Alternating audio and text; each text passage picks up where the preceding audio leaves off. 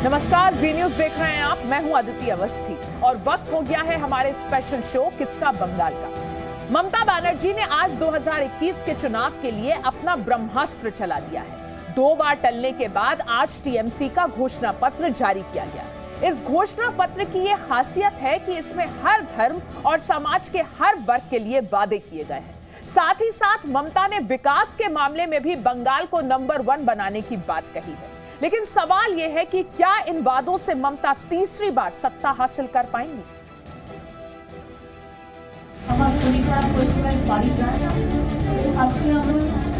Blue रंग के cover में ममता बनर्जी की मुस्कुराती तस्वीरों वाली ये बुकलेट 2021 में टीएमसी को सत्ता दिलाने वाली वादों का पिटारा है। पहले 11 मार्च फिर 14 मार्च को टलने के बाद ममता बनर्जी ने आज कोलकाता के कालीघाट के अपने घर पर टीएमसी का घोषणा पत्र जारी कर दिया। टीएमसी के इस घोषणा पत्र में 3 मॉडल्स पर खास जोर दिया गया है, जिसमें बीजेपी को रोकने का मॉडल सबसे अहम है। इसके बाद विकास का मॉडल और सामाजिक मॉडल है। बीजेपी को रोकने के लिए ममता ने 5 बड़े ऐलान किए। सभी धर्मों की रक्षा की जाएगी, लेफ्ट समर्थक बीजेपी को रोकने के लिए वोट दे, बंगाल की बेटी बनकर काम करूंगी, बंगाल न बटा था न बटेगा, माँ माटी मानुष के लिए घोषणा पत्र। আপনারা জানেন যে গত কয়েক বছর ধরে 2011 সালে আমরা ক্ষমতায় আসার পর থেকে মা মাটি মানুষের কাছে আমাদের ম্যানিফেস্টো হয়েছে।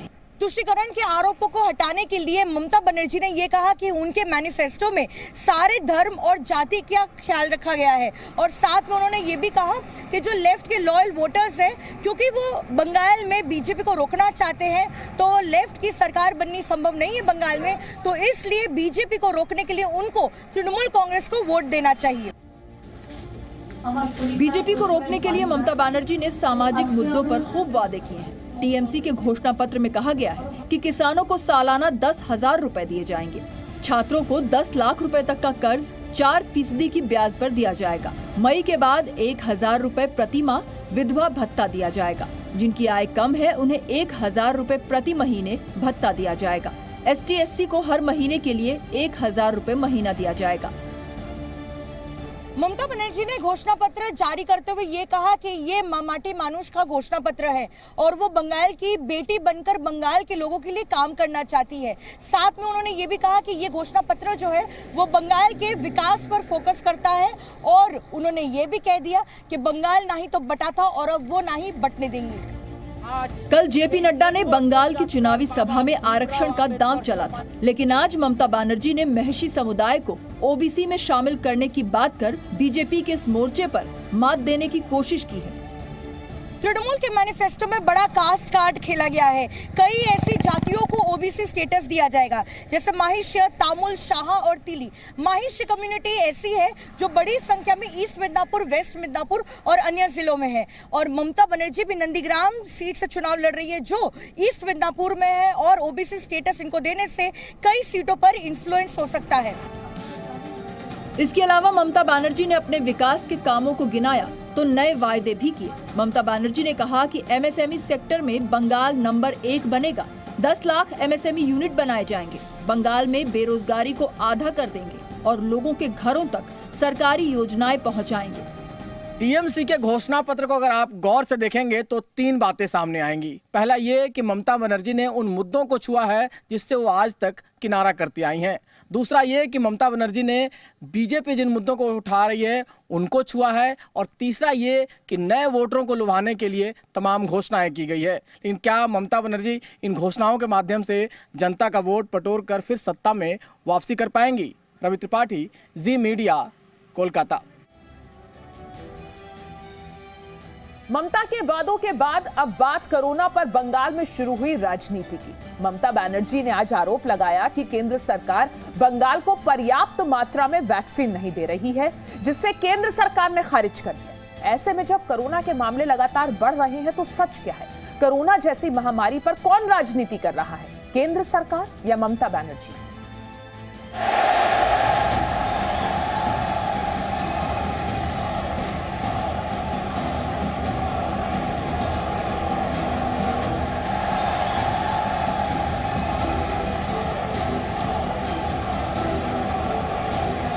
बंगाल में प्रधानमंत्री नरेंद्र मोदी की रैली हो,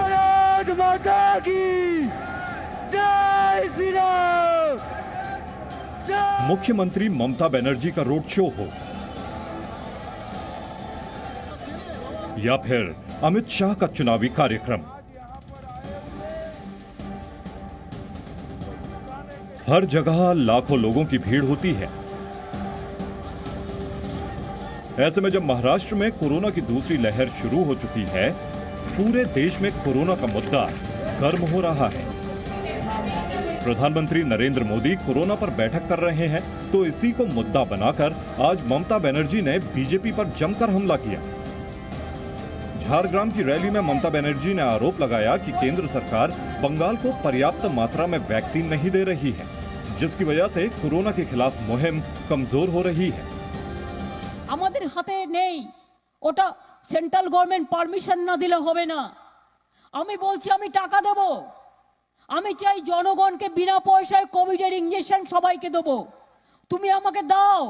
নরেন্দ্র মোদী দিচ্ছে না। আমি বলছি বিনা পয়সায় দেব, উনি দিচ্ছেন না। কেন দিচ্ছেন না?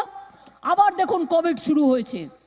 আমরা তো কোভিডে আপনাদের ভালো রেখেছিলাম, আগামী দিনও ভালো থাকবেন। जिस समय ममता बनर्जी कोरोना को हथियार बनाकर केंद्र सरकार पर राजनीतिक हमला कर रही थी, ठीक उसी समय प्रधानमंत्री नरेंद्र मोदी दिल्ली में वीडियो कॉन्फ्रेंसिंग के जरिए राज्यों के मुख्यमंत्रियों के साथ कोरोना और वैक्सीनेशन पर बैठक कर रहे थे। कोरोना पर राज्यों को दवाई और कड़ाई दोनों तरीके से निपटने की अपील कर रहे थे। प्रधानमंत्री नरेंद्र मोदी कोरोना पर कड़ाई बरतने की अपील कर रहे हैं, तो केंद्र सरकार ये साफ कर रही है कि किसी राज्य में वैक्सीन की कमी नहीं है। आरोप निराधार हैं। 7,54,00,000 डोजेज अब तक भारत सरकार विभिन्न राज्यों को उपलब्ध करा चुकी है। इसके बाद यदि कोई कहते हैं कि देश को प्राथमिकता नहीं दी जा रही है, ये बिल्कुल आधारहीन और तथ्यहीन बात है।